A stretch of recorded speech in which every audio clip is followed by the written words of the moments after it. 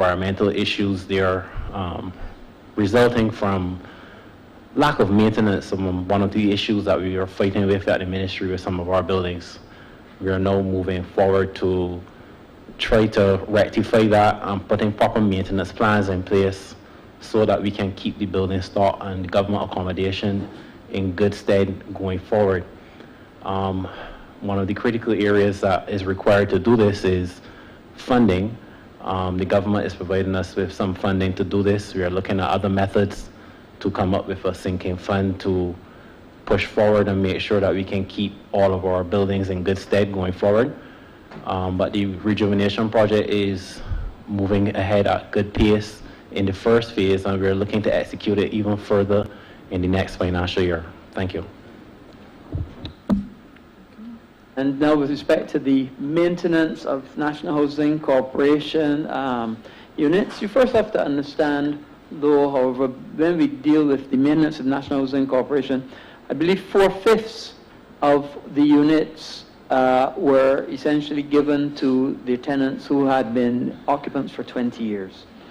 That meant that there was no rent coming in from those units. However, the government continued to maintain those units.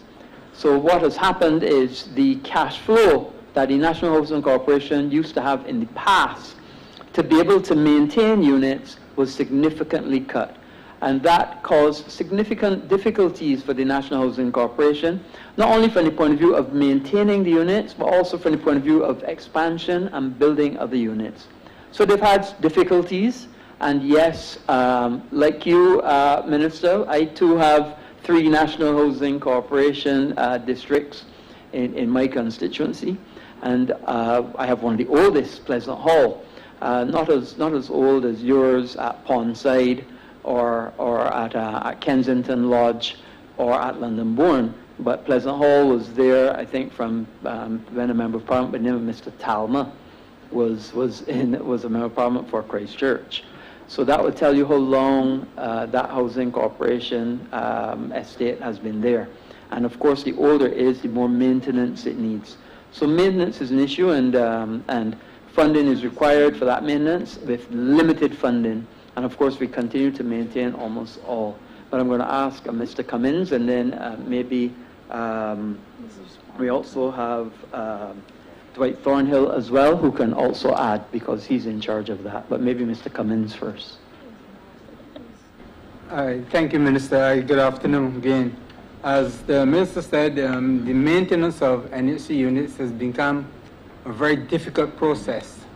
And this process has been exacerbated through the fact of the 20-year program that was introduced by the previous administration, where about 75% of the rental stock in Barbados were given to tenants, and that has led to a significant reduction in rent, the rents that we used previously to plow back into the maintenance of the units. And that has caused us a tremendous strain. But right now, I think that Mr. Thornhill, our Chief Executive Officer, who is intimately involved in the process, he can enlighten the House more adequately as to the type of challenges that we have in maintaining the remaining rental stock that we have. Good afternoon, Madam Chair, honorable members. My name is Dwight Thornhill. I'm the Chief Estates Officer of National Housing Corporation. I would like to reiterate what Minister Duguid, as well as Acting General Manager Clyde Cummins said in relation to some of the maintenance challenges we not only incur at Kensington Lodge, Pondside, and London Bourne, but across our estates. Due to the fact of the 20-year divestment program, we still, as I said, have a lot of rents coming in, but 4/5 of our rental income has been slashed due to the 20-year divestment. And at this point in time, until those units are being fully divested to the tenants, we still have to maintain those units because legally we still have ownership of them. So basically we're only getting funds for 1/5 of our rental units, but still have to maintain the full pie, as it would say, of units. So in terms of financing, we are, as I said, It's very difficult with limited financing to maintain all the units. We have many challenges with the sewage systems, the maintenance of that. We also have challenges with just the general upkeep, but we do our best with what we're given, and we try to make the most, and we deal with these situations as critical, especially critical situations, as expeditiously as possible. Thank you. Honourable Member for St. Michael Northwest. Thank you, Madam Chair. I have about 4 questions I would like to ask the Minister and his team. And I first wish to welcome the Minister and his team. My question relates to the same 20-year program that was established under the last government. And I am aware that this program was put on hold and had to be reviewed because of the incompetent structure with the way it was executed. But there are some tenants living in housing units within my constituency that obviously last year and this year would mark 20 years with these tenants residing in these units. So I wanted to know what is the status with this program in terms of these tenants being able to own these units. That is my first question. My second question relates to the conveyances of some of these units as well that are still pending. There are situations where there are tenants who may have extended their units, and because of various reasons, some of these tenants weren't able to obtain their conveyances from National Housing, right? Sometimes I think there are situations because of structural issues and what's not. So I also want to know what NHC is doing to rectify that issue as well. And my third question relates to the electrical upgrade. I heard the acting general manager mention a few areas that are within my constituency. And again, some of these tenants have extended their units, and because of that, some of them have informed me verbally that, they have been overlooked in terms of having the electrical upgrade being done to these particular units that have extensions or extended structures onto them. So I also want to know what NHC is doing to rectify this issue in relation to these particular tenants that may have extended structures built onto their units. And my fourth question now is that there is Crown Land growing bush within my constituency, and I also want to know what NHC or what plans NHC has on the table in terms of constructing more housing units to really help cushion the impact when it comes to the volume of applications of those families or persons or individuals that are in need of housing units. I thank you. Thank you. Member of Parliament for St. Michael Northwest. First, let me go one by one. The concept of continuing or restarting the 20-year program, no decision yet has been made about that program by the Cabinet, and I guess that we will have to make a decision on it because other people are now saying they have now reached the 20-year level and that they should also be considered, but no decision has been made on that as yet. With respect to the conveyances, yes, in fact in my ministerial statement I made it clear that once we were able to get the refunds done, that simultaneously we were also working on a process to be able to do conveyancing for those people who did graduate under the 20-year program of the previous administration, because up to now, even although they don't pay rent, they still have not, many of them, thousands, still have not been able to get their conveyances. Some of them, and you alluded to it, some of them because of extensions, which may have gone or close to the boundaries that they shouldn't have done. But we are pursuing, even if we have to pursue legislative changes A paper is about to go to Cabinet very shortly that has been suggested by the ministry, and we'll put the options before the Cabinet of Barbados, and we'll come with a decision. But I am of belief that some legislative changes will have to come in order to be able to convey those other remaining, I think it's about 2,500, something like that, those other remaining units that people have not yet had their conveyances for. The electrical upgrade, we have the person who heads that here, one of the people who head that is Mr. Ward, and I'm going to ask Mr. Ward to come and comment on the electrical upgrade, and in particular how the illegal extensions or unusual extensions have hampered that program. Mr. Ward?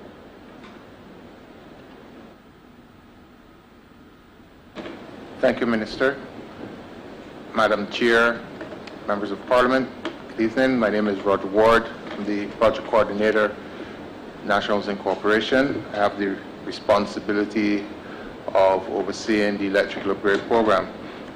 Let me indicate to the Honourable Member for St. Michael Northwest that all units within his estate will be upgraded. Our policy is that all of the units will be upgraded. Our policy is also that the extensions will have to be done by the tenants. We have written to all of the tenants, so informing them.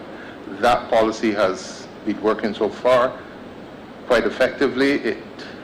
When we did Haynesville, quite a few of the tenants there who had extensions, they engaged the contractors to do what work was necessary. And let me indicate that in a lot of instances, the extensions, the wiring in the extensions are more modern than within the units, and some of them do not require any extensive work.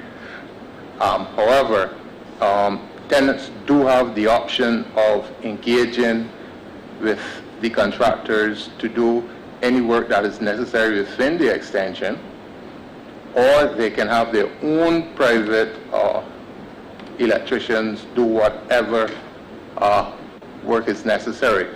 But as a policy, no unit is exempted from the upgrade. At Deacons, all 325 units are being upgraded. At Ferniehurst, all 154 are being upgraded. And at Rosemont, all 69 are being upgraded. Currently, because of the COVID situation, we are concentrating primarily on the external works. We had started interior work at the Deacons Farm Estate, but we had to suspend that at the request of the CMO when we had the outbreak in January. But we will be getting back to that as soon as we're given the all clear by the Chief Medical Officer and his team. But all units are being upgraded. And for your fourth question, I do agree that we have to look at all vacant lands to see where else we can do our housing solutions. And I know that I don't know if Exmouth is in your area, but it is certainly close, and I'll ask Mr. Raymond Lord, our Chief Housing Planner, to be able to respond to that question. Good afternoon, Madam Chair, members of the House, ministers. My name is Raymond Lord. I am the planner at the National Housing Corporation. We are currently reviewing a lot of our land stock and looking at where we can do higher density solutions. We have to be careful because we want to make sure we create good livable spaces. We do not want spaces where there is a crowding or higher density of people as opposed to housing. We are looking at Exmouth is a site that we're reviewing very carefully and doing some planning on. We also have some additional sites that we did before at Deacons that we are reviewing again. We are also doing, as we said, Coombs House. We're doing some work at Lower Burney. So across the island as well, we are doing these types of housing projects. We also have planning going on at Grisette Square House that we've completed some of the design work. And we're looking as far as St. Peter now at a particular area to try to bring some housing to those areas. The aim is to produce, as I said, good livable spaces that are not essentially crowded. Social housing does not mean that we put people chock-a-block, but we want to have people in spaces that are livable, that their children can play, and that lend themselves to a good standard of living. So we are looking at those areas carefully. In the city and the peri-urban areas, we have to, as I said, be very clear in our planning to make sure that we have those spaces that people, you don't want to create concrete jungles. You don't want to repeat some of the things we've done in the past that we have brought from overseas. So we are looking very clear. That's where our quad design lends itself very well to good living, and we're working on those things carefully and as diligently as we can. Thank you. Honorable member for St. James South.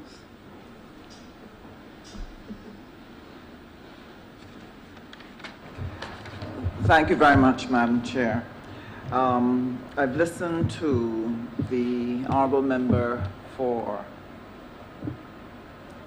Christchurch West as he shared about the issue of housing under his ministry, and let me congratulate the ministry on the work they're doing because it's so very important. A number of members have already raised the issues that are of keen importance in relation to the housing units, whether it's the maintenance, the wells, the transfers. All of these are very, very relevant.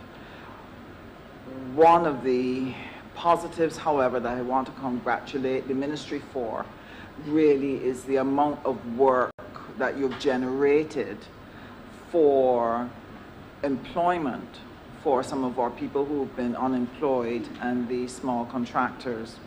So I would like to ask if you have currently an update on how many small contractors have been able to get work through the housing program and how much employment have we been able to generate so far. And I believe that you have more projects on the table for which I would be very grateful to have people from the constituency of St. James South to obtain some work, whether as contractors or as workers on your projects. So I would also like to know how many jobs and opportunities are upcoming that more people can engage, that they can take care of themselves. That's my first question. Thanks. Thank you, member for St. James South. I guess I can go through a quick list. It's not an exhaustive list, but I can tell you that we're constructing houses at Applewitz, and there'll be 3 houses there, and there'll be small contractors there. I'd already mentioned Todd's, that we're doing 15 houses for small contractors there. At Carpenter's Glade, Leadvale, also Concordia Gardens, Carpenter's Glade, and Leadvale. We're doing 5 houses and 5 houses respectively at each of them.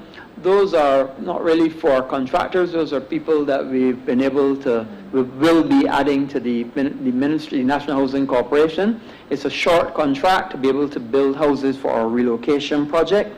Together with, then there'll be another 25 houses at Parish Land in Christchurch. Rices will be small contractors. 9 houses will be there.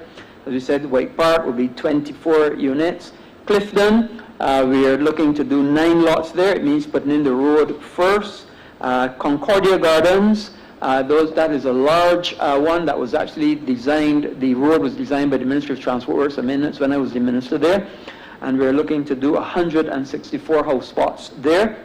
Parish Land Extension, we're fairly advanced in that location.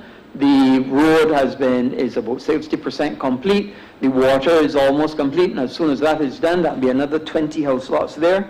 In addition, we have relocations at Farmers, and we're doing about 5 house lots, 7 houses for the relocation at Farmers. And then, of course, Vespera Gardens, which will be under the HOPE program, 175 houses, and the Chancery Lane will be 275 houses. So a mix between small contractors, medium-sized contractors, but certainly trying to get as many people to work in a diverse price range as possible in as many locations and touching as many areas of the country as we possibly can. Sorry, you didn't share with us the work generated with the electricals? With respect to electrical, I'll again go back to Mr. Ward because he would have a better idea of the number of contractors. But in fact, we've just looked to expand that program as well. Mr. Ward. Good evening again. Currently, within the electrical upgrade program, we have 20 small contractors in place. On average, they employ between 7 to 10 persons each. So at any given point, we have around 180 persons employed within the electrical program. We recently put out an expression of interest to expand that program. We have received several expressions of interest, and those will be evaluated, hopefully taken to the board within the next couple of weeks. So I would say if we added another 20 small contractors, that could equate to an additional 180 to 200 persons employed in the program, which would bring us close to 400 persons employed within the electrical upgrade program. Okay, thank you. And let me say how much I appreciate the opportunity for people to get work because it's so hard. My last question, and I'm not sure if you have the full answer to it, but I would love to think that this is under consideration. As was shared earlier, housing is a big problem for us here in Barbados. We do have a long list of persons who have been waiting for a long time, as was mentioned earlier. We also have the phenomena where a number of young people, they are not in a position to purchase. They've started their families, and we have situations where people find themselves having to build a little something in the yard. And this is presenting tremendous difficulties to these families. And internationally, it's said that in terms of the future of housing, that right now, possibly 52% of the world's population actually lives in urban centers, and that by 2050, close to just under 70% of the world's populations will live in urban centers. Barbados is small. The availability of land is limited. How are we going to address the need for housing, given the fact that at the moment we are challenged, and then we have the future issue where we need to do expansion of population? What are the plans? What are some of your planners thinking about in terms of where Barbados has to go to revise its entire process for housing of Barbadians? The other problem that I would like you to address as part of what should future housing look like and how would we approach it as a country would be the issue where the cost of housing is a lot, and people take 20 years, 25 years to pay off a mortgage. What is happening now is that you get a mortgage for your family, maybe it's a family of 5, but before you finish the mortgage, the children have grown, they've left, and you are busy limping to the end of your mortgage. You hit retirement and then don't have enough money to take care of the unit. It seems to me that there needs to be a whole revolution about home ownership, how it should be done. So I'm just wondering if any thought has been given to how Barbados will deal with this as a future problem that we have to deal with and cope with, because part of it is here and more of it is coming. Yeah, thank you, Member for St. James South. As you would have heard earlier, the way that we've decided to move is with strategic partners with the private sector, because they would have the financing to be. The biggest problem is putting in the infrastructure, putting in the roads, putting in the wells, the services, the electrical, the plumbing, the piping, the drains, these kinds of things, the curbs and slippers, those kinds of things into developed land. So the only way that it can be done is by partnering with the private sector, be able to try to meet as much of the demand for housing solutions as possible.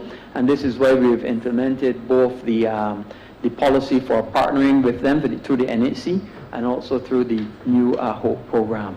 With respect to the concept of mortgages, really, yes, I think something for the Ministry of Finance, but internationally, the reverse mortgage has certainly made tremendous strides. And essentially what it is people use the equity in their homes to then be able to access funds to do other things or to refinance them when they come to the end of their mortgage with either some sort of balloon payment or a reduced percentage at the end to be able to reduce their mortgage payments and then use some of the equity otherwise.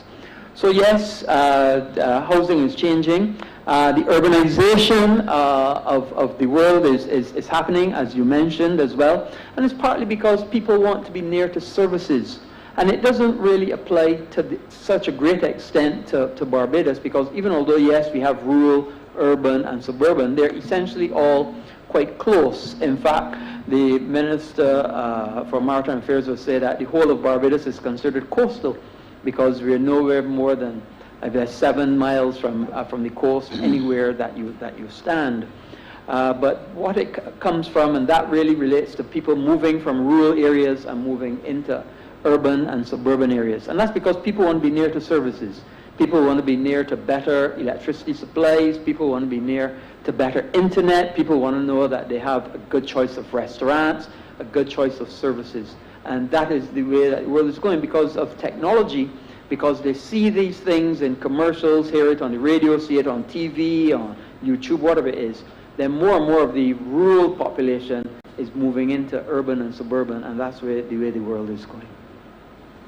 Thank you. We welcome the Honourable Member for St. Michael Southeast. Good afternoon, Madam Chair. I want to first of all extend a welcome to the Minister and to his entire team. I'm pleased to hear the previous submission, how important to the PS and certainly to the Minister it is to make sure that the funds allocated to this ministry are spent correctly. And I do recall there were several occasions on which the affairs of the National Housing Corporation in particular have been brought into question. So it really is pleasing to hear that the money is allocated and any contracts issued will be spent correctly and in accordance with the financial rules. That said, this area of housing is very near and dear to my heart. I have one of the largest housing areas in the country, and I echo many of the sentiments that most of my colleagues before me have also shared with the Chamber. Of concern to me, however, is the issue of maintenance of the units, particularly the housing units. And I start there because I believe it was stated earlier by the Leader of the Opposition that in relation to the Pinelands area, we had a very tragic circumstance about 2 years ago in relation to a young man who had lost his life after falling into a well, which would have been under the control and maintenance of the National Housing Corporation. Now, I remain concerned that even though we have had the funds allocated specifically to be able to deal with what is considered the worst wells in the St. Michael Southeast area and certainly across the country, that we still have a number of wells that have to be maintained. So I don't expect that we will have the same level of expenditure being laid on all wells across the country or even in the constituency. But I do think that the ministry should address the issue of the ongoing maintenance program.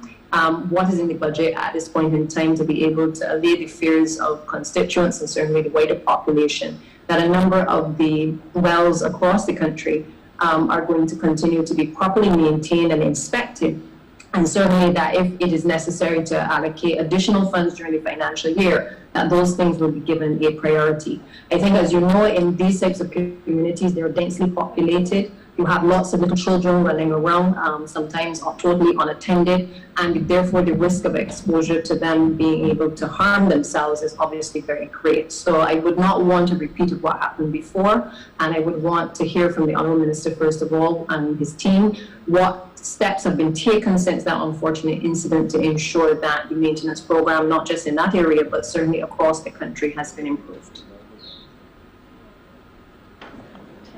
Yes, to answer your question about the wells, as I was made aware, the vast majority of the wells that were done in the Pinelands, they're almost complete, and they were moving on to other areas. But what they've done, as I understand it, is they prioritized the areas and also the wells.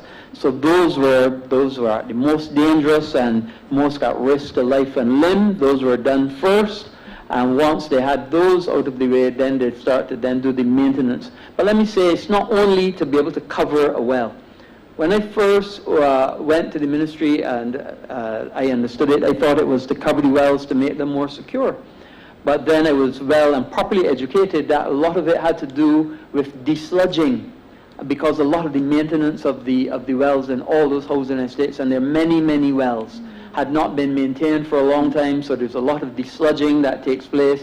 There's a lot of making of a new well cap head as well before you then put slabs on.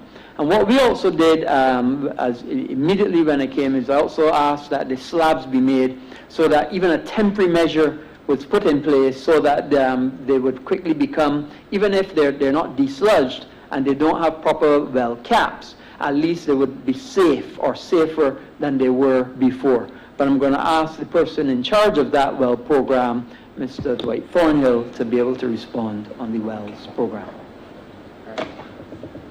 Good afternoon, Mr. Bradshaw. Good afternoon. All right. As was stated, as I said, a tragic incident happened 2 years ago, on July 4th. Young man, Kyrie Boyce, tragically fell into a well in Pinelands. And since then, National Housing has always been trying to maintain its septic systems, sewage systems.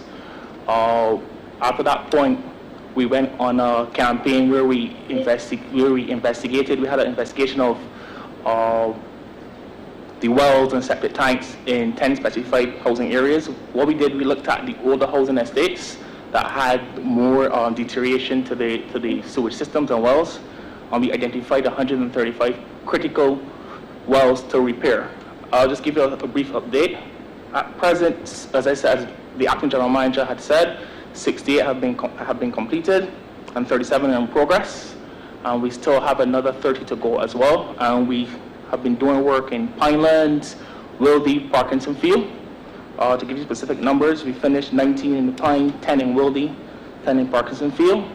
We've also done work in the Deacons housing areas and environs. That's Deacons Farm, we finished 4 in Rosemont, and 11 in Ferniehurst. And we also have done work in Watton, Gall Hill, Silver Hill.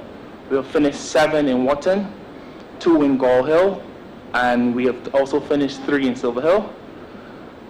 And we've recently started Haynesville as well, Haynesville area, but as I said, we've just moved into the Haynesville area.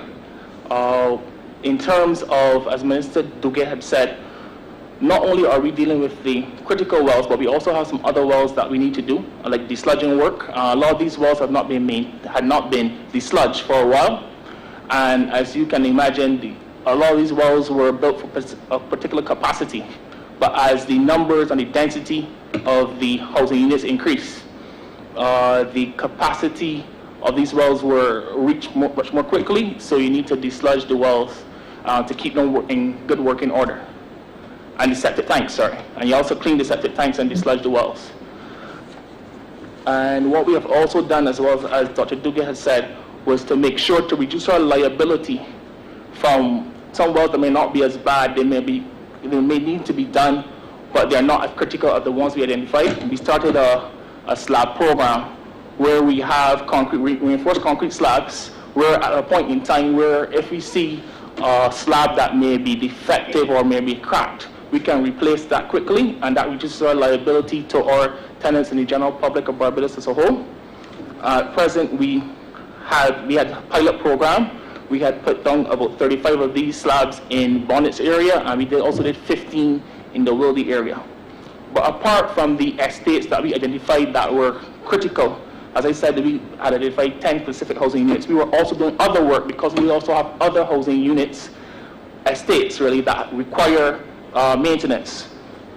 So up to date, we have also conducted repairs to septic tanks and wells in Belle Plaine. We've done 2 there. We've done 4 in Bonnets. We have done 5 in St. Matthias, and we have done 7 in Eden Lodge.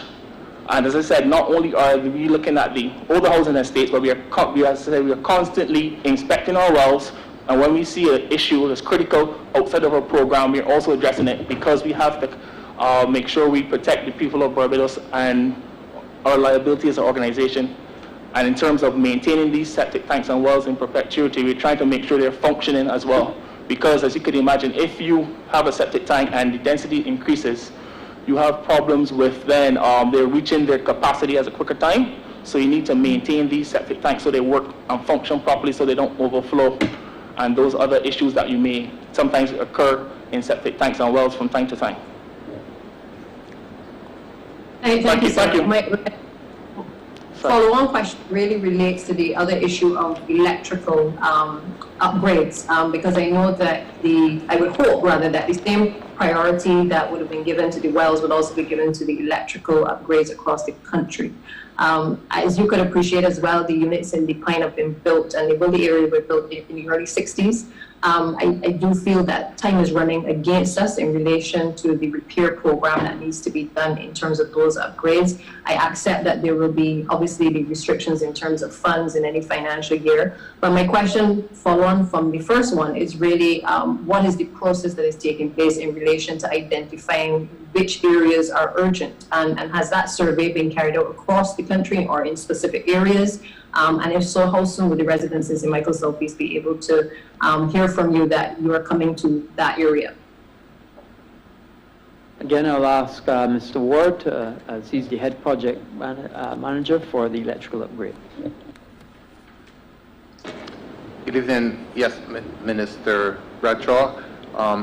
In relation to the electrical upgrade to your specific areas, let me deal with the less difficult first.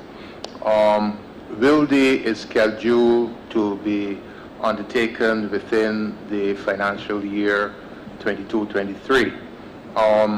You would appreciate, however, that in the greater Pinelands area, this estate, as you indicated, is well over 60 years old.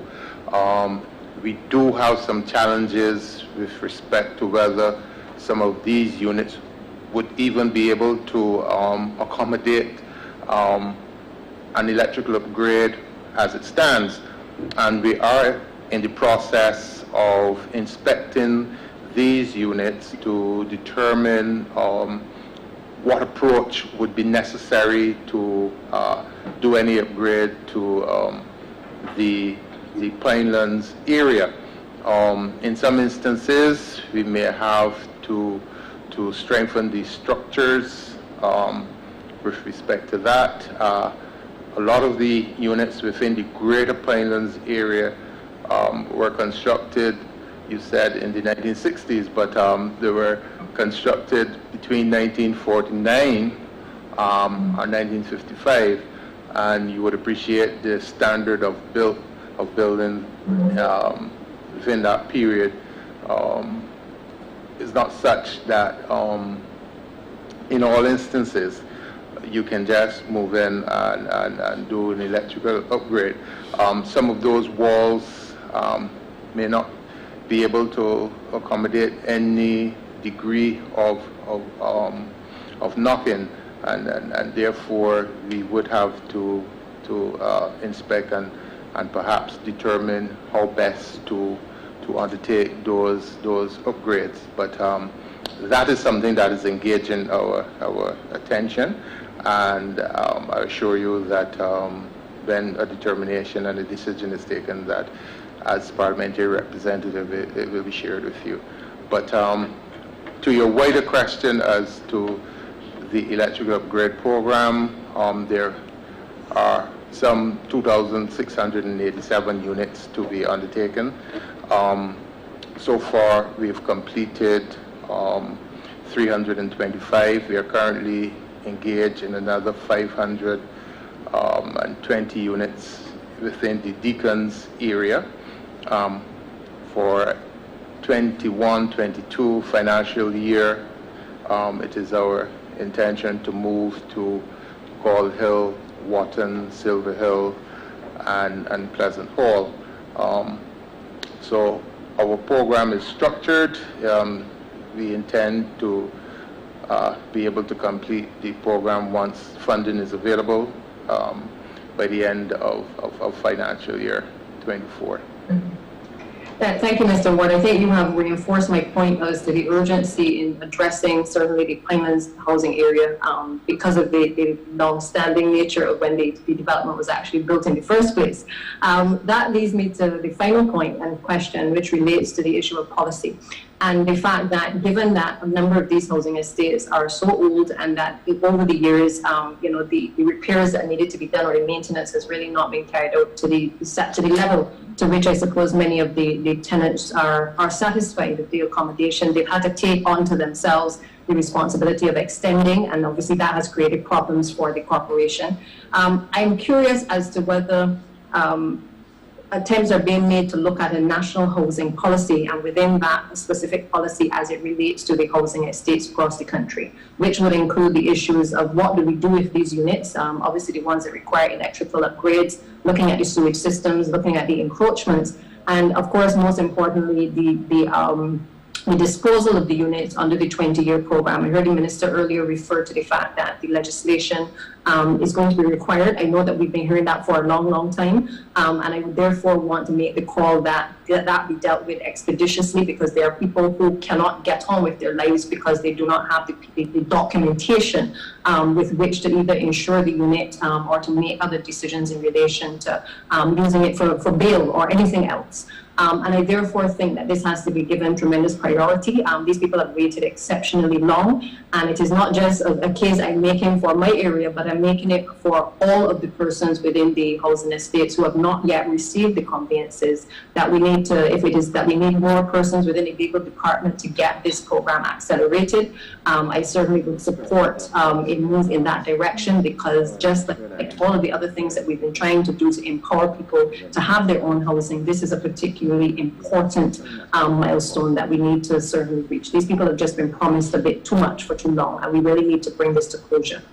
So, Minister, those are my questions, and I really thank you and the team for continuing to try to expand the housing solutions available to Barbadians, and I know that with you at the helm, I'm sure that we will continue to have the same energy being brought to this as we brought to other ministries as well. Thank you. Thank you for that vote of confidence, Minister. As you're aware, yes, we definitely have that conveyance paper. My PS here to my right knows I ask him for that constantly, and I look forward to having your support when we have that before Cabinet. I don't know if I'm hearing next week, but I certainly want to have that before Cabinet as a matter of urgency. The PS is saying definitely it will be before Cabinet next week. Respect to the other issue, housing program, density reduction is clearly something that is extremely important. And in Barbados, we have the phenomena of, and I'll give you an example that's near and dear to me. A family moves in, 3 children, then those 3 children have children, and then in some instances, those grandchildren have children, and nobody moves out. And you have, I know of situations in one of the housing estates that is in my constituency, 18 people, 4 generations, living in a 2-bedroom, 1-bathroom unit. So clearly, density reduction is a major, major problem for this country. And housing, there are very few, if any, countries of the world that will be able to solve their social problems with respect to housing. Housing is a perennial problem, and it will have difficult solutions. But we are aspiring to do the most that we can.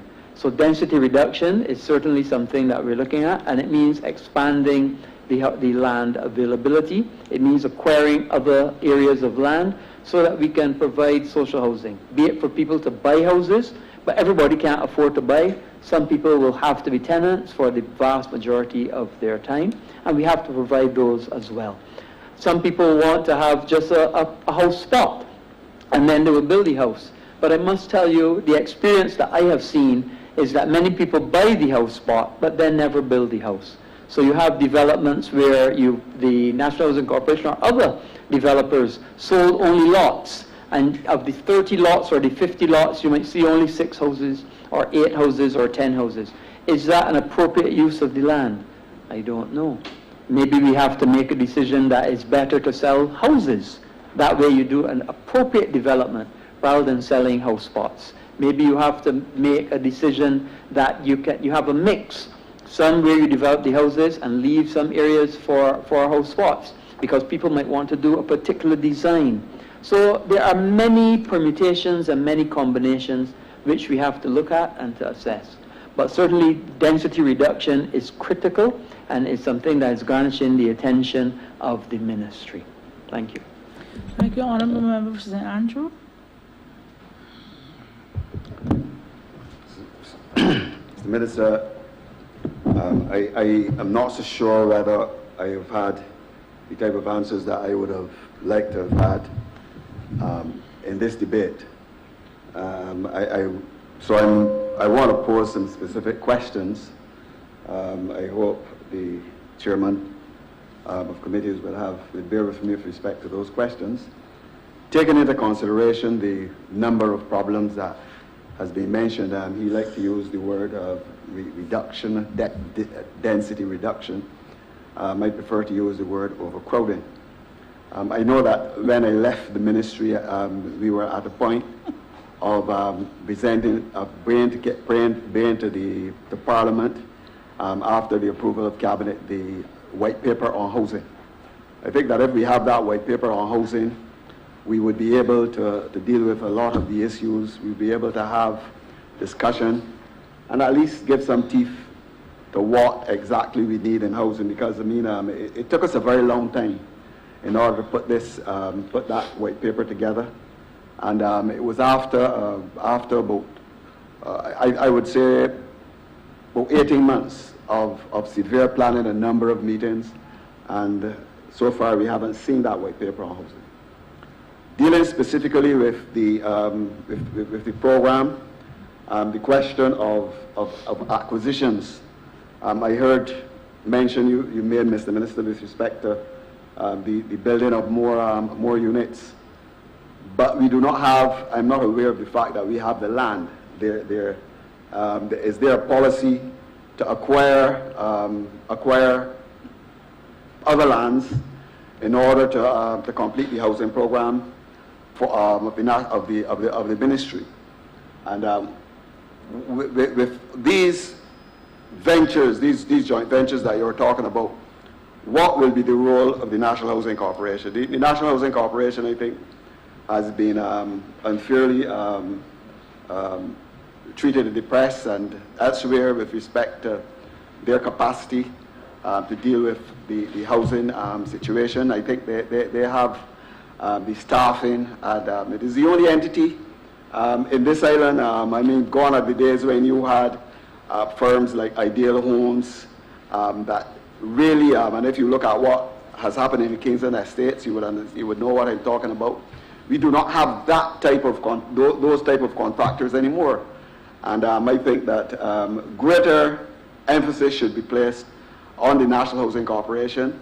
I know I'm not saying that there should not be a restructuring, but the National Housing Corporation should play a lead role with respect to the needs at this particular point in time. And on the issue of acquisitions, it pains me. I am the parliamentary representative for the constituency of St. Andrew, and way back when I was minister, we acquired lands at Lancaster for poor people. Specifically, I came to this house, and I was very specific about it after consultations with the Prime Minister at the time. And we were dealing with people who lived on the periphery of existing villages, people who could not afford land at $5 a square foot. And Lancaster was identified. the Dingtown Development Project. I wonder whether or not the minister is aware of that Dingtown Development Project. I was very pleased when I heard the Minister of International Business yesterday speak to the need of outfitting certain areas for small businesses. That Dingtown Development Project not only spoke to housing, not only spoke to residential housing and commercial housing, commercial entities. It spoke to the provision of facilities for small business people, coconut vendors, barbers, you know, those type of people that ply their trade on the wayside, the bodywork men. That program was so popular that there were some individuals within the St. Silas area who actually came and they identified certain areas that they wanted. I want to know from the minister whether or not he's aware of that Dingtown Development Project. In that connection, Madam Chairperson, we had, as I said, we had a situation where those lands were acquired for those particular individuals. Now, the last administration sent everything here where? Lands which were acquired for residential purposes for poor people were then not only used for commercial purposes, but for people who bought land in the area and didn't even live there. It is a legacy that they actually purchased for their family, and some of that land is still there. As I said in this house already, a similar thing happened in Apsil years ago when I was a minister, and we acquired that land for the purpose for which it's intended. Now, it pains me to see that not only this land is being utilized for certain commercial purposes. As I said already, and I will say it again if it's necessary, Chefette was never in the mix. You know, never in the mix. But if you are dealing with, if you have inherited a situation where this has happened, the people in Whitehill, I don't know if the minister has ever taken, the Minister of Housing, since he was Minister of Housing, has ever taken a stroll in Whitehill and has seen the living conditions of those people in Whitehill. I don't know if the Minister of Public Works has, since he was Minister. But see, if you are now coming and you are telling me, you're even calling this new development by some name that has no relevance at all to the poor people in Vesper Gardens in Whitehill, and we specifically stated that it was for the relocation of persons who were affected by the ravages of nature, people who could not afford to buy land at $5 a square foot. Well, if you have to do that, if you have to make a provision for these new developments, but then let us hear if you are having new acquisitions for the people in Whitehill and for the purposes of those people for who replace the people in Whitehill and the Everins. When I was minister, we did a number of inspections on other lands, the additional lands at farmers. I have not heard in this debate anything about acquisitions. I mean, the minister is short on that. Where are we going to acquire the lands to speak to the housing development of which he speaks? Also, I haven't heard anything at all about the planning gains, because if you're not going to have the acquisitions, by now the planning gains of which the Minister of Planning spoke earlier, something should come to fruition. I mean, we are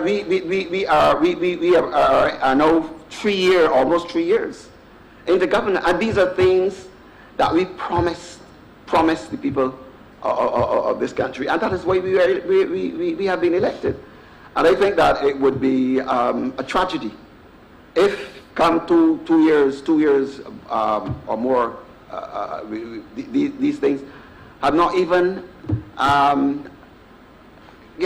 not even started. I mean, the people in Whitehill, I mean, they live in conditions unbelievable, day in, day out. I mean, we made a pledge to those people the first order of business, and nothing has happened. So I haven't seen anything in these estimates to address these problems which we have inherited. And I would like to hear the Minister with respect to what is the policy of the Ministry of Housing with respect to those issues.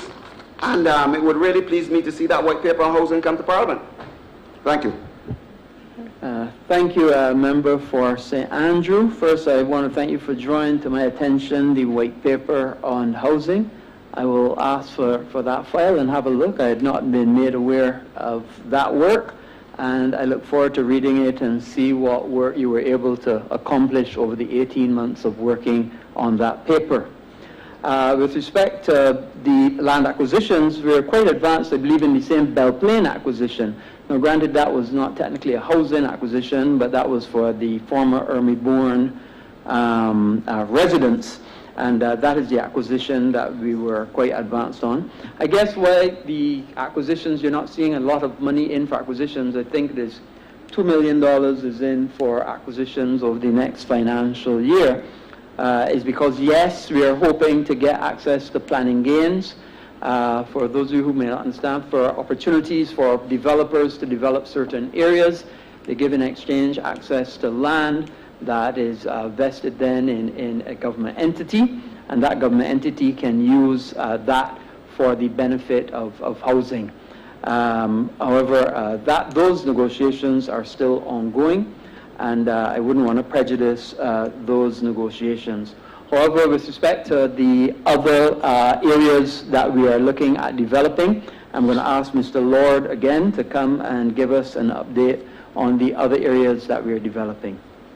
But I thank you for bringing to my attention, the work that you did for 18 months on the white paper on housing.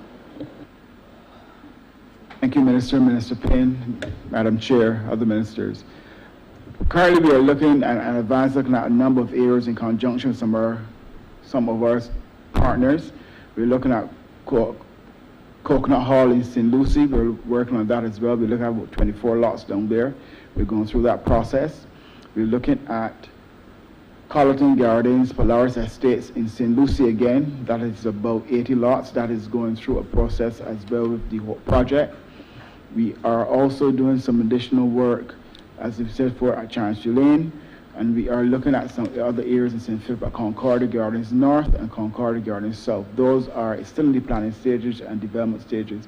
There are a number of issues with environmental matters that we have to solve at Concordia Gardens to get that forward, and there are a number of surveying issues that we're working on the southern aspect to get those forward. Together, those two sites in St. Philip should be in the Regions F brought to full fruition of over 220 lots. So we're looking very carefully, we're hoping to get those through. We are trying to spread the housing endeavor across the island into areas that do not impact heavily on things like agriculture.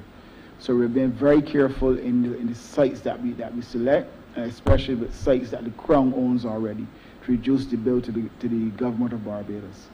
There was a question raised about a land bank.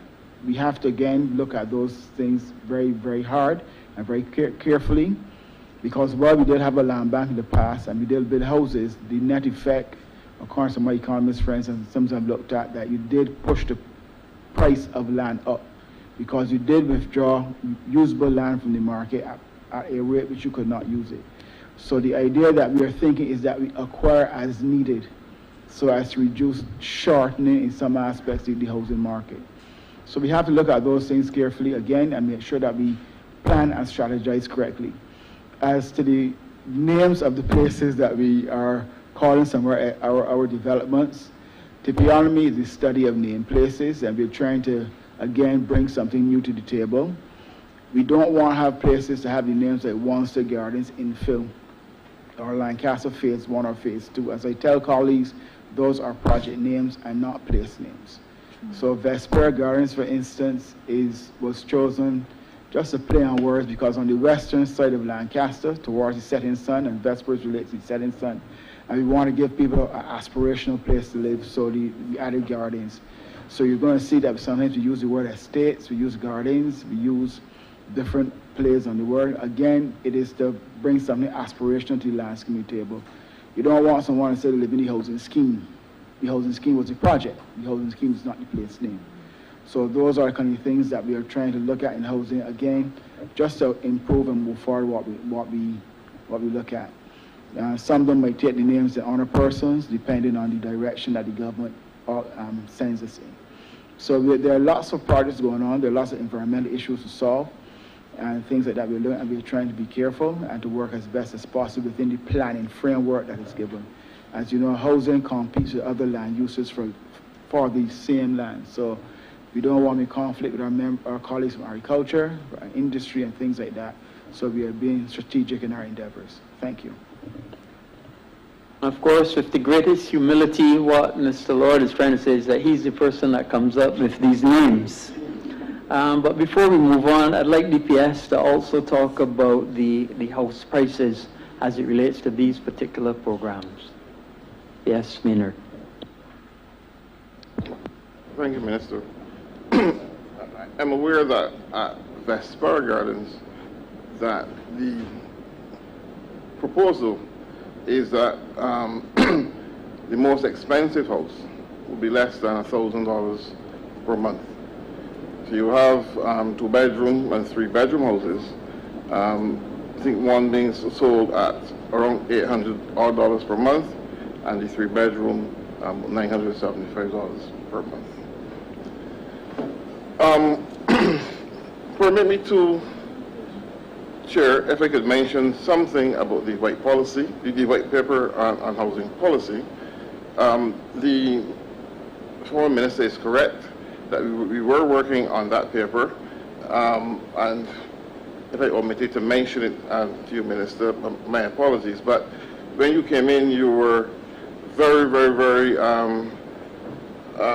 quick out of the blocks, as it were, in relation to the program that you mentioned, the rejuvenation program, the need to pursue employment opportunities for persons, and the housing development.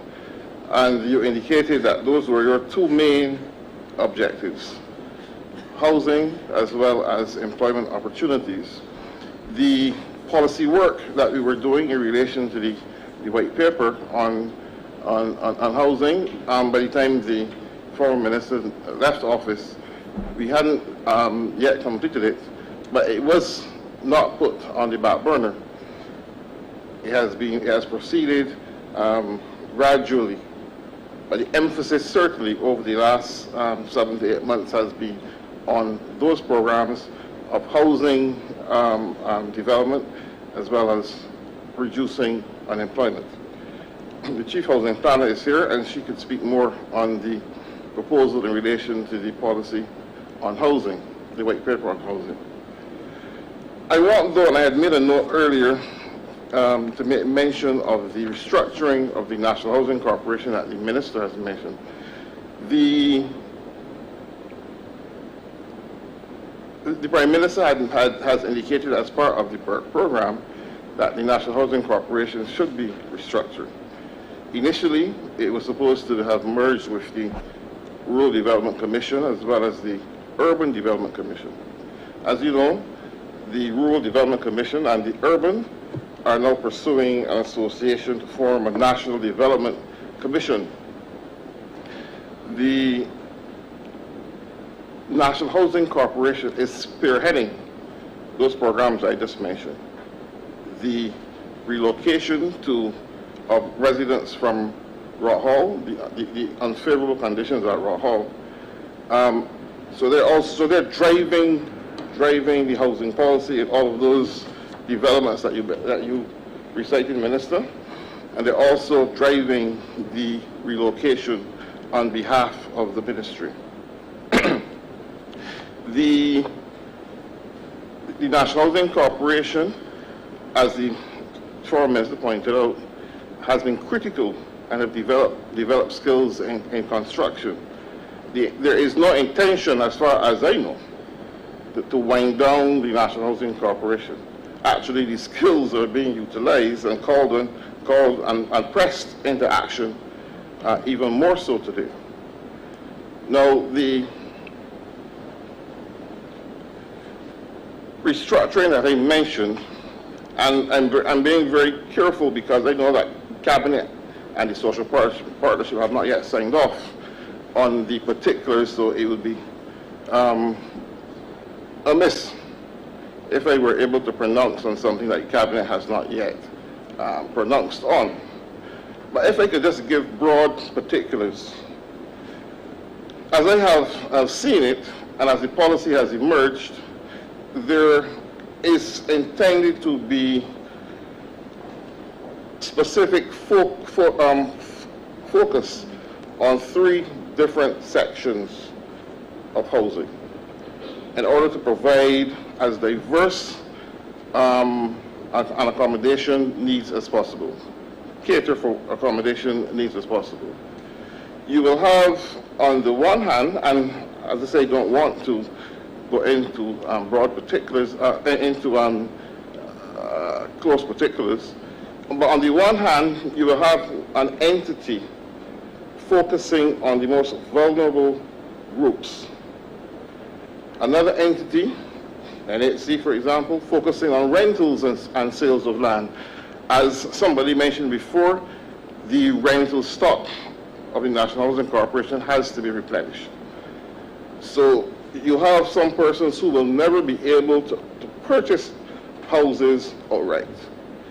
So the intention is for, and recommendations are for National Housing Corporation to perhaps focus going forward on rentals and sales of land, development of construction of houses on perhaps a medium scale and so on.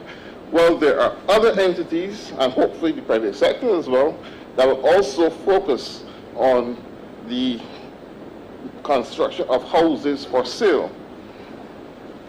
Now, I think the minister mentioned about persons who have lived in housing units for a long time. The minister has spoken in his meetings about perhaps the need for persons who have benefited from units over a period of time to migrate eventually to housing ownership. So you're going to see a situation where, on the one hand, there's a focus on providing shelter arrangements for vulnerable people who can't afford it. Rentals for persons who can't afford yet the market prices, and ultimately another niche of persons who can afford. The intention is to migrate persons who can afford to leave the rental units and purchase a unit to be able to empower themselves by developing those units. There is something that the panelists tell me is called a housing continuum. And in this housing continuum, you focus on providing a range of shelter and housing opportunities for people. So that is how the intention is to structure these things in a systematic, in a focused kind of way, so that the niche markets are identified and people directed accordingly. But as I say, I don't intend to pronounce too much on that because I will be usurping the role of the cabinet. Thank you. Before we go on, I wanted to also invite 2 other contributions because Just remember your 3-minute time limit on Okay. answer. Go ahead. The foreign minister did ask about Whitehill. Understood. And I must say that when I was the Minister of Transport Works and Maintenance, not only did I visit Whitehill on many occasions, both formally and informally, but I was also instrumental on putting together the Complant people, together the MOU, to be able to do the work necessary at Whitehill. However, at Whitehill we have done some relocations, and we talk about small contractors, but we had a small contractor who was brought in to do some houses at Farmers, and he ran into trouble. And since then, now we've brought on the National Housing Corporation to be able to assist and complete those houses. And I'm going to ask Mr. Ian Foster to give us a report on how far We are the Chief Technical Officer for the National Housing Corporation for the relocation of the houses of the people from White Hill to farmers. And yes, we're definitely looking at farmers. And then when he's finished, I'm going to ask Mr. Nicky Smith to talk us through the other acquisitions that we're doing through the ministry. Madam Chair, my name is Ian Foster, Chief Technical Officer, National Housing Corporation. We have received the funding for the completion of the 3 houses at the ministry. We are ready to proceed, and in a matter of 2 to 3 weeks' time, we will be assigning officers there to start the completion of that work. We do not expect this work to take much longer than 8 to 10 weeks, and we look forward, as always, to being the executing arm of the Ministry of Housing, Lands and Maintenance, and we assist in their relocation efforts in whatever way is possible that we are called upon to do so. Thank you. And of course, with respect to the acquisitions, I'm going to ask Mr. Nicky Smith to give us an update.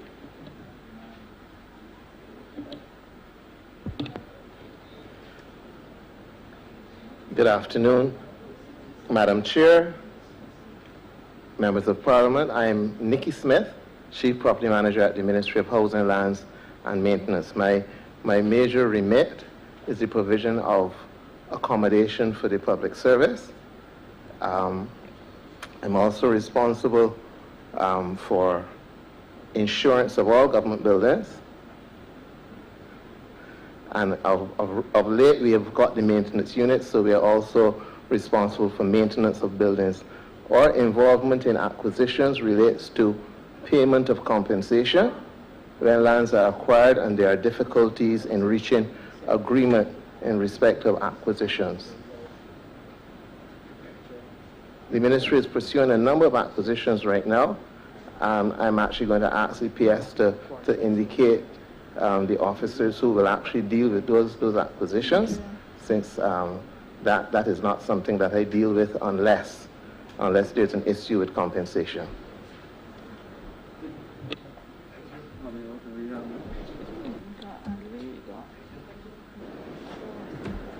Thank you, Minister. I'm aware that in relation, for example, Minister mentioned about the thinning out of the densities. I'm aware that there has been there are plans to acquire properties at Rock Close in the Pine to help to expand the opportunities for constructing houses there. I'm also aware that there are plans to acquire lands in Work Hall, in Work Hall in St. Philip, to be able to regularize a tenantry situation that is there that has needed urgent attention over the years. There may also be plans to acquire lands in Sergeant's Village to be able to build some quads there. The reality is that the minister has also spoken about wherever we can find available lots for housing construction that we should find. In the city, for example, there has been an indication that there may be some small lots, single lots, 2 lots at a time, for availability, so that you could help to bring life back into the city. Wherever possible, some of those lands will be acquired. There are also, and this paper is being developed now, there's also the proposal in relation to derelict houses to be able to acquire some lands. I think the Prime Minister has also spoken about this at some point in time, to acquire some lands, some properties where they are left in a derelict position, to be able to work hand in glove with landlords, if the landlords can be found, to either enter into a joint venture arrangement to restore those, or if the landlords can't be found, to acquire the lands outright and be able to utilize them in particular conditions and circumstances for the benefit of people who really need that kind of accommodation. And I think it was mentioned that there were over 15,000 derelict properties, both the private sector and the public sector. And here I'm talking about the private sector options, where you can, if you can find people who are willing to partner with the government, you can utilize those, or persons who can't be found, if those can be acquired, persons who may have situations where the land taxes are exorbitant and they have gone overseas or whatever for extraordinary periods of time. Those kinds of options may be available. But certainly there is every intention to acquire and to deal with those problems so that the need for social and affordable housing can be supplied, and there is a substantial need, as we all know, at this time. Thank you. Honorable members and guests, just to let you know, we have allocated 3 hours to this head, which ends at 6 o'clock. I have 6 more people to speak. I'm going to beg you for brevity. Preambles are not necessarily invited at this time, just to get to your questions. And we continue with the Honorable Leader of the Opposition. Okay, in that case, we continue with the Honorable Member for St. Michael East. Thank you, Madam Chair. You know, I'm always part of the marginalized. Just before lunch, I wanted to speak, and unfortunately, I was not allowed because of the limits on time. I want to speak because I strongly believe that he who feels it knows it. I am not a real estate developer. I'm responsible for any social services. I am a man who came up in a 1-bedroom house at one time in Haggett Hall with my mother, having 4 children, not working. I was waiting on my father out of remittances to send some money home, probably every 6 months, and sometimes every 6 years. And I know what it is to sleep in 1 bed with 5 persons. And I was of the opinion that the NHC had a mandate from the people to provide housing for low-income people.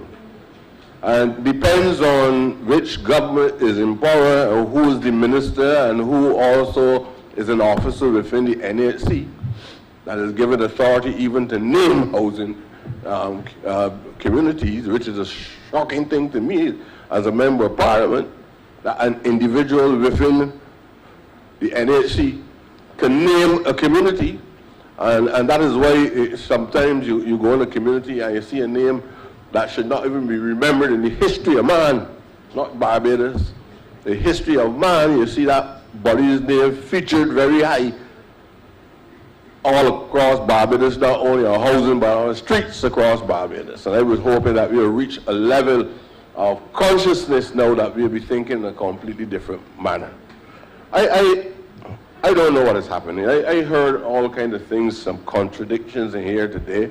I know that this government gave a commitment to the people of Barbados that immediately after victory, there were some old houses I heard being mentioned. Some was constructed in the 1940s and 50s, and obviously coinciding with the birth of the Barbados Labour Party in that early stage. And I'm hearing now about these houses after 3 years or so after an election. The intention was that all of these houses in Golden Rock and all these areas were supposed to be demolished. And we was going to see new houses being constructed there. Let's be on a serious public conversation. that requires all of us to be here for 5 days. This can't be a play toy environment. We have to ask serious questions regardless of who gets vexed with the questions that are being asked. And that is the reality. Now I want to speak not on these generic points that are being made about this housing policy is this, and then the housing policy goes contrary to what the party's policy was as we enunciated it during the election campaign. I don't have a housing development. Since 2008, I went to the then leader of the opposition who subsequently became the leader, Prime Minister, the Honorable and late David Thompson, and asked about a parcel of land that stretches from 2nd Avenue, Haggett Hall, 2008. Government's taking up the taxpayers' money from 2008.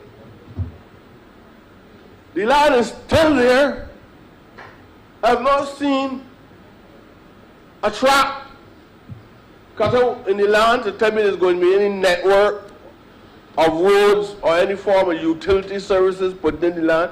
I would have liked to, I am assuming that the land was paid for. I would not like to know that the former Prime Minister departed and we never got any money for it. But the land is there since 2008. The contradiction is this. I heard this talk about reduction of the density in constituencies across, or it can't mean in the island, but reduction of the density in constituencies that cause representatives to ask for parcels of land to alleviate the same problems of density. Now, after acquiring the land, being a person from within that community, coming from poverty and landless as well, no opportunity is given to that person because the person is from the specific community that you're saying that the density or the, as my friend from St. Andrews said, that the district is so clustered that it is overcrowded and therefore we must try to resolve the problem there. You then give people who can afford to pay the rent the opportunity to come into the communities and occupy the very houses that the rationale for having the houses was because they want to ease the density inside the community itself. Was that a contradiction? Honorable Leader of the Opposition, is that not a contradiction? Chair? I want to know what the situation is. What is the policy? Can I be given the assurance that if we are going to be consistent in what we're saying, that I would be allowed to have, I don't know when I'm going to get these houses, but at least when the houses are there, I need to have clarity and soundness in reasoning that the people in St. Michael's East, the Ivy, Barkers Road, Haggett Hall, Lakeridge Village, I need to know that when the houses, if I should get them within this 5-year period, that at least I know for sure, because my eyes will be wide open in my spectacles too. I want to know what percentage of those houses will be given or be made available to the people in St. Michael's East as long as they are qualified for them. And I would like to know what kind of qualification is required for those people. I know the history of the district well. There are too many low-income people that are landless, that are, in many cases, matrivocal families, mothers, warpath families. You want to tell me that these people are not qualified? not for 80% or 90%, but for all the houses. They're not been here all. They ain't gonna be 100. And I got thousands of people all around me every day asking about housing and land. What is the NHC position on this particular issue? Thank you, Honourable Member. With that, Minister, I would like to add the same thing for St. Philip North. I know I congratulate you on doing your best for me, but we have developments in Parish Land and River, and I'm sure the majority of residents, not in your time necessarily, are not members of St. Philip North that are in dire need of housing. All at you, Minister. Yes, thank you. First, let me ask the member. I'm not aware where this concept of demolition of Golden Rock came from. I've asked the other members here, and no one seems to know that there was any intention to demolish anything in Golden Rock. But if there's something, we will research that. And then the other one, again, is Highgate Hall acquisition. I've asked Mr. Smith, I've asked the PS, and obviously it was under the previous administration. I don't know if they continued with it, but we'll have to look for that.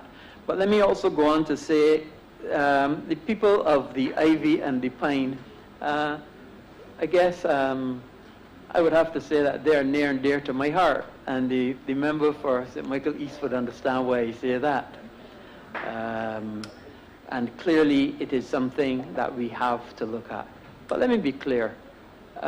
Will we ever solve the problem of being able to provide a housing solution for every single person that wants one? Which country in the world is able to do that? And which small developing state can do that? We can't do it on our own. We've had to look for partners, and we do the best we can. Yes, with limited resources, but certainly we are trying to do the best we can.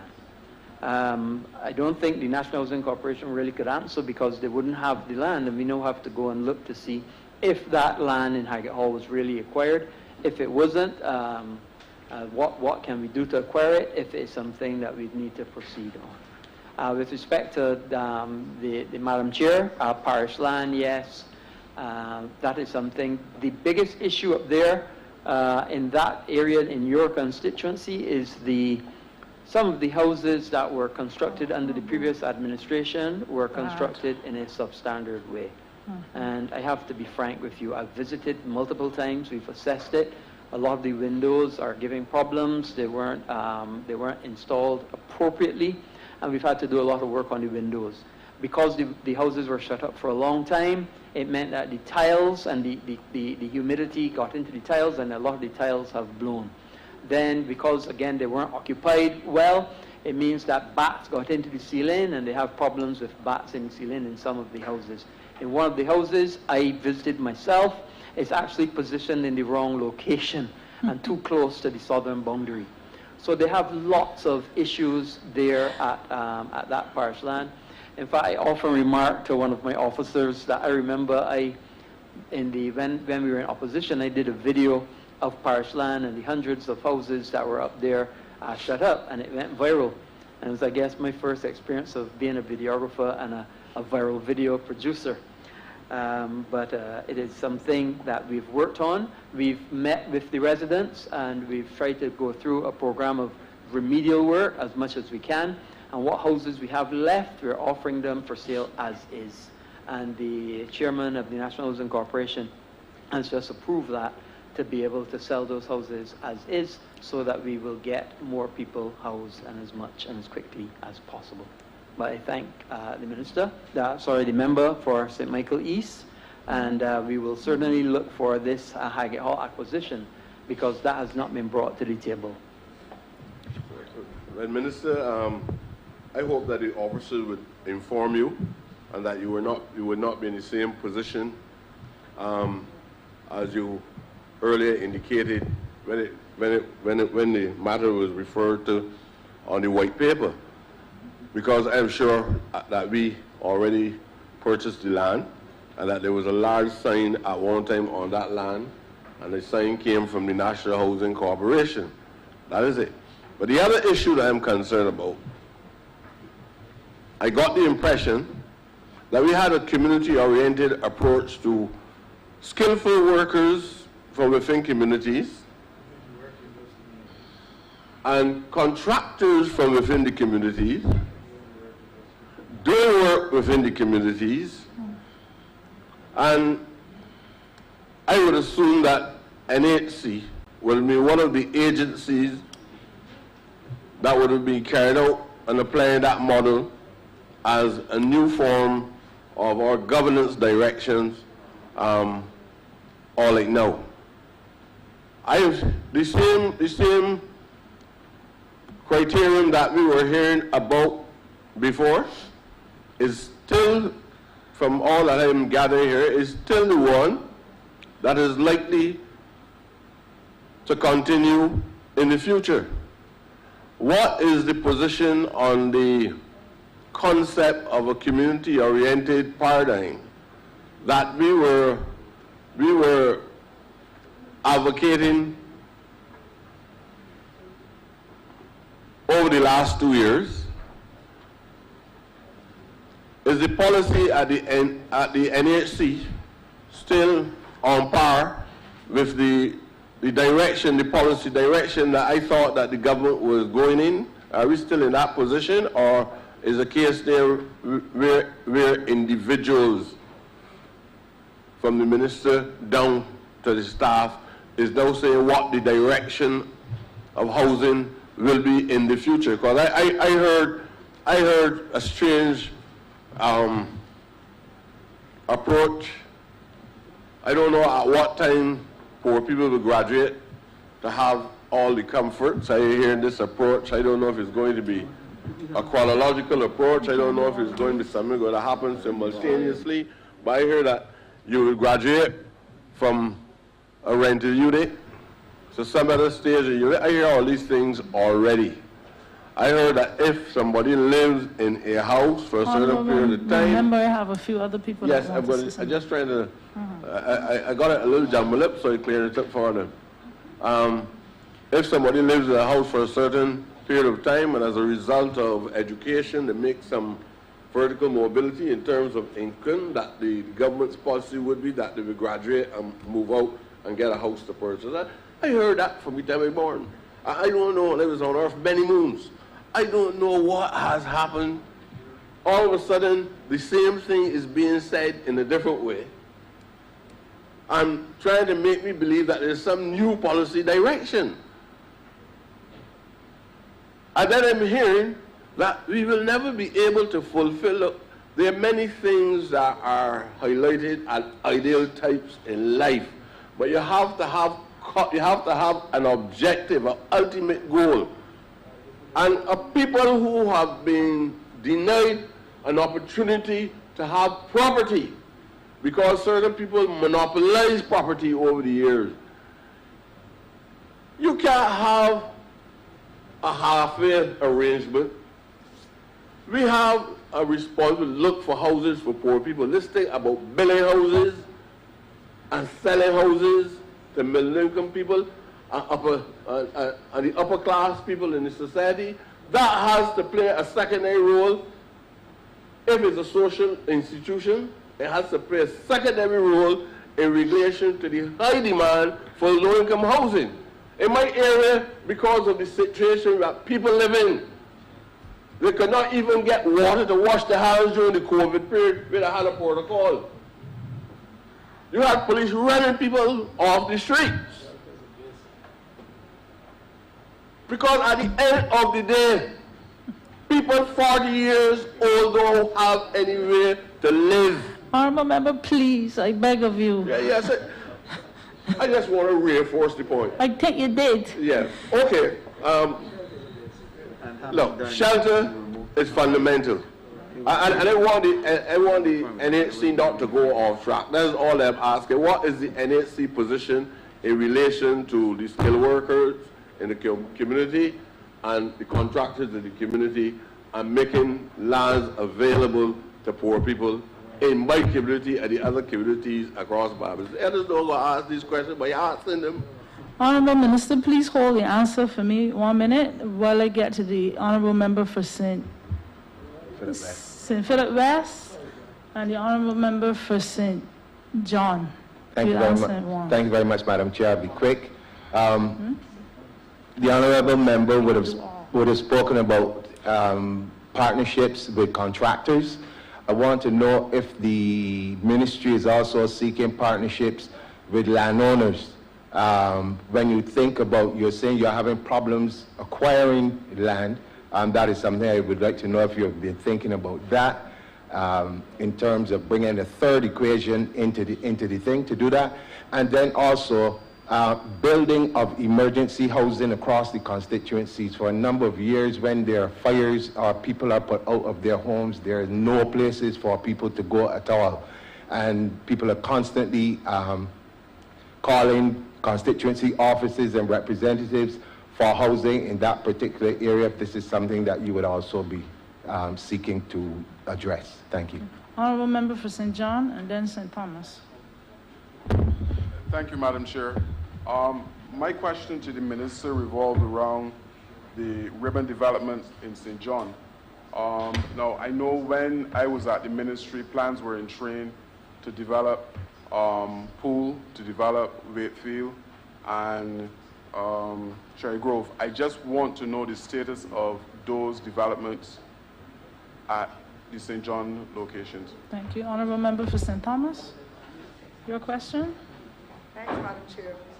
I wanted to place emphasis on government's plan for the over 3,000 people who have been appointed, to put them in a position where they will have gotten security of tenure, that they can approach the various entities to be able to purchase property and do other things for housing. And I wanted to find out from the Honorable Minister and his team if there's any plan that government has to be able to look at another entity similar to the mortgage finance company for poor people to get opportunities. We've got gas station attendants, general workers, and others who are really yearning to get a piece of the rock. But because of the way that they're being treated by the lending agencies, particularly the banks, they really do not qualify. But now that they've got their security of tenure, most of them, I would like the Honourable Minister and his team to be able to indicate if there's any plan for government going forward to be able to develop another institution that will help these people to get a chance, because we are recognizing as a result of COVID, there are quite a few people who, because of the loss of employment, they've not been able to pay their mortgages, and they now are losing them and coming to get welfare assistance for housing, to paying for rent. They're going back up families, and they're more or less reduced to zero in respect of what is happening. I would like to find out that. And could I just add a final comment, please? Mm-hmm. Yes, ma'am. I also wanted to raise that whole issue of the possibility of what happens and what government is going to do in relation to housing. And it might have been mentioned in a way by the Honourable Member St. Philip West, where we know that in certain sections of Barbados, particularly in sections of the North, St. Andrew, St. Thomas, St. Joseph, perhaps sections of St. Lucie and St. Peter, there's land slippage in many areas. And sometimes we have dislocation with fires or flooding, and eviction is at a really high percentage now. And I know that the costs to the government for welfare housing is extremely high, where some landlords, I call some of them slumlords, I must tell you, are renting out houses where they're giving them rooms at $250 a week, which really amounts to $1,000 for a room. And then the windows are falling off. There's no proper toilet or bathroom facility. And persons are paying so much money.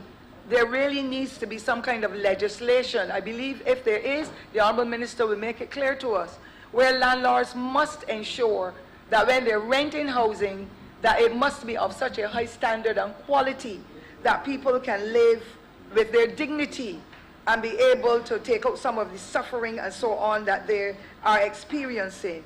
And I would like to find out, ma'am, if government, if the legislation is in place, and then how can it be reactivated if it is not? Because I'm seeing and hearing so much of it every day that it is painful to have to listen to the challenges that these people have.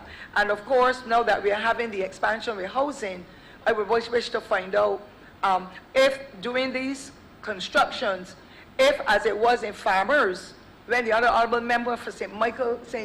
Andrew was the minister, if there will be a few houses left vacant so that those who are displaced will get an opportunity in a transitionary way to be able to stay in those temporary locations until they can then get different housing. But it really is a very, very frightening experience at this time. And the worst of it all is that there are senior citizens who are being evicted and mothers or women with children.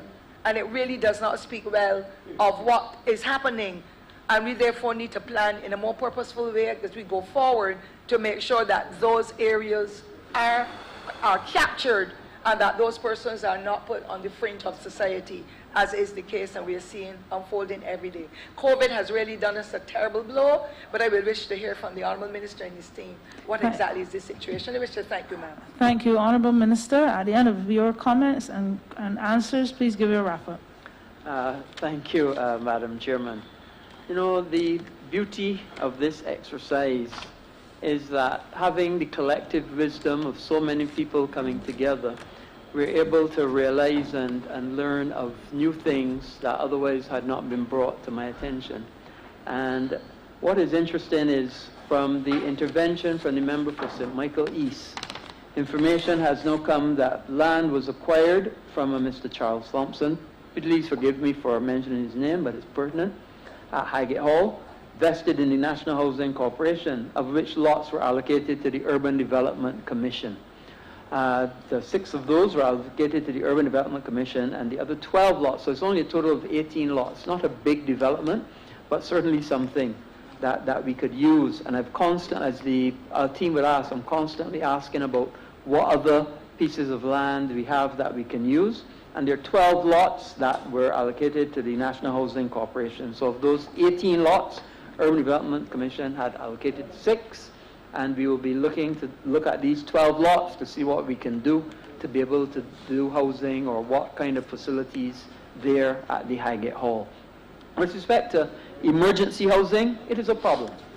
And I'll be frank, as I understand it, when the National Housing Corporation in the past would do an emergency housing, areas to keep 1 or 2 or 4 units, once the persons move into the units, it doesn't become emergency temporary housing, it now becomes their housing unit. And then very hard or difficult for them to move out.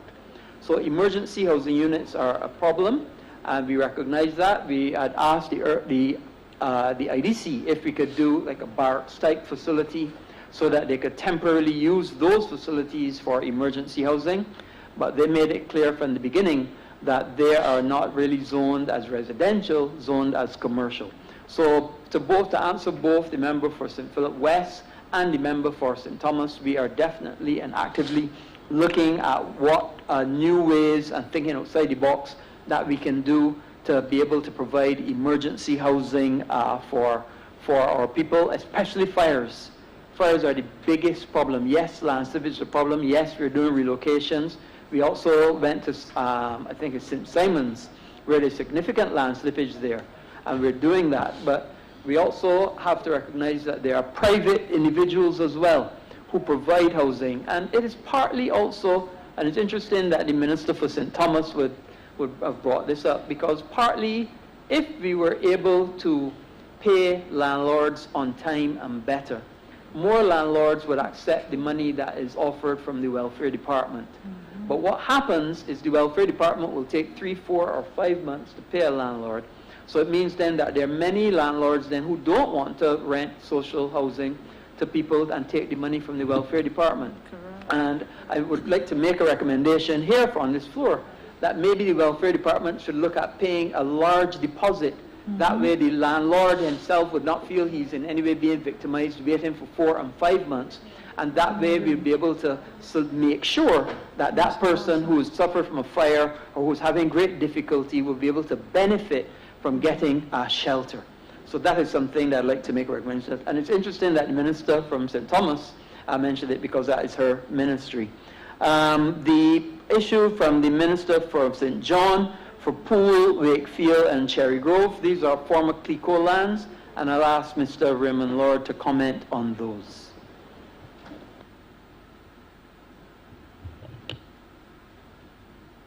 Thank you, Minister. Madam Chair, Ministers.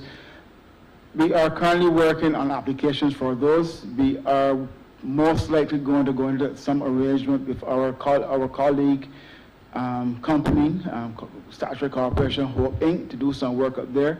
We are working with their people to finish up some designs. We had discussions last week on the one at Poole, and we're to have some further discussions at the ones at Wakefield and at Cherry Grove. But we do have applications for the Prime Minister's office. We've asked the Prime Minister's office to hold those in abeyance until we get some conclusion with our colleagues at Hope as the direction they want to go, so we can merge probably some of their ideas with ours and take a seamless application for it. It's taken us a bit of time, but we want to try to at least do that correctly the first time around. So we are still actively pursuing those opportunities. Thank you, sirs. The final question that the member St. Thomas raised with respect to is the ministry looking at a new financial arrangement for people in the working class. Not that I'm aware, but it's something that we can look at. We thought that the credit unions do a wonderful job doing that, and we work and met with them, and we work very closely with them to be able to provide adequate housing solutions for our people. So just one other interesting thing that the minister spoke about is people renting rooms. Interesting. I lived in Dublin for a year when I was learning to be an oral and maxillofacial surgeon. They encourage us to move from university to university. I lived in a room for a year. And at that time, they were called bed and breakfasts because they would provide breakfast for you, but it was essentially a room. And I understand that kind of living. I do not know if there is any legislation to be able to stop that from happening in Barbados, and I will be guided by my PS for us to research and see what it is. But what has happened is I think the great need for housing has caused people really to take advantage, to charge somebody $1,000 a month for essentially a room without a bathroom onto it, just a bedroom basically, is something difficult. And it's certainly something that we need more research on and to be able to find out exactly what the extent of it, but we see it. And I have seen it, and I know the minister, the member for St. Thomas has seen it as well. And certainly the Prime Minister has seen it as well. We encountered it just the other day in a particular area, and we've been able to rehouse those people. So it's a problem. It has come out of necessity, and it's something that we'll have to look at.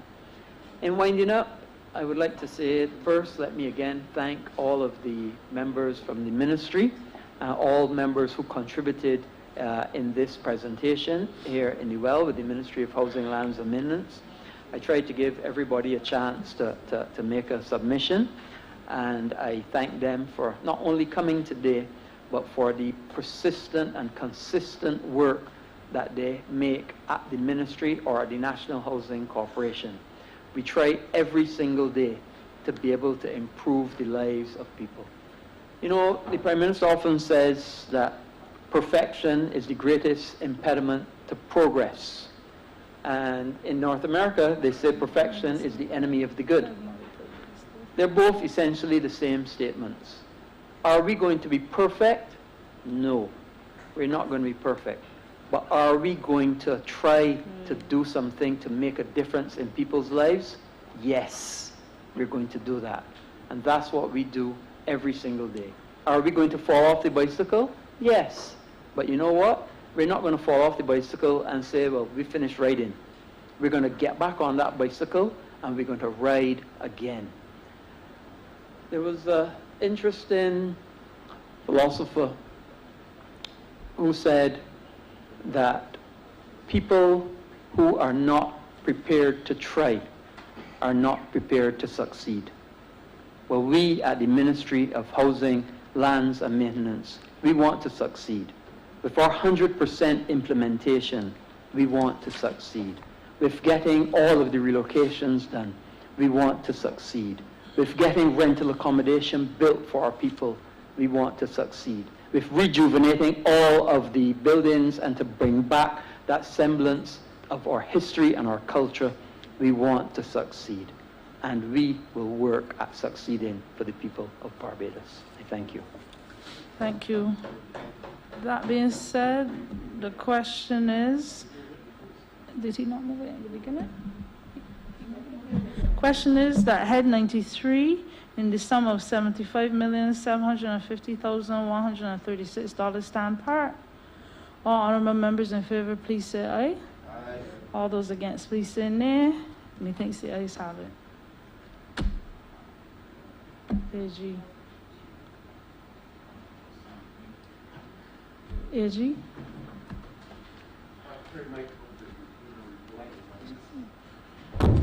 You do not report as on the speaker to pass,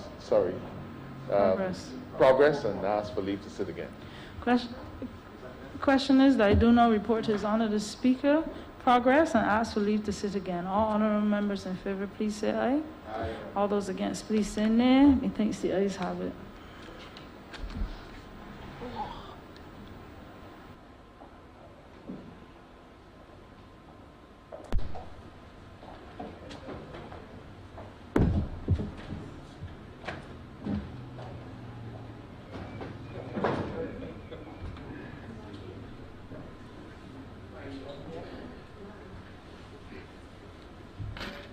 The chairman has reported progress and requested leave to sit again. Honorable Leader, Government Business. Mr. Speaker, this brings us to another pause in our proceedings. I'm grateful for everyone's cooperation. I therefore ask that we postpone today's suspend today's sitting until 10 a.m. tomorrow morning sharp.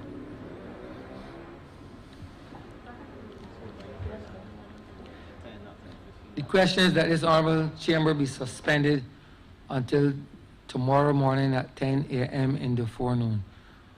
All those honorable members in favor, please say aye. Those against, please say no. Meeting the ayes have it. This honorable chamber stands suspended until 10 a.m. tomorrow morning in the forenoon. And I'm reminding members of this honorable chamber that when we say 10 o'clock, that is 1000 hours, right? In military time, it's 10 o'clock in Bajan time. It's not quarter after 10 or 10:30 a.m. It is 10 a.m. exactamente.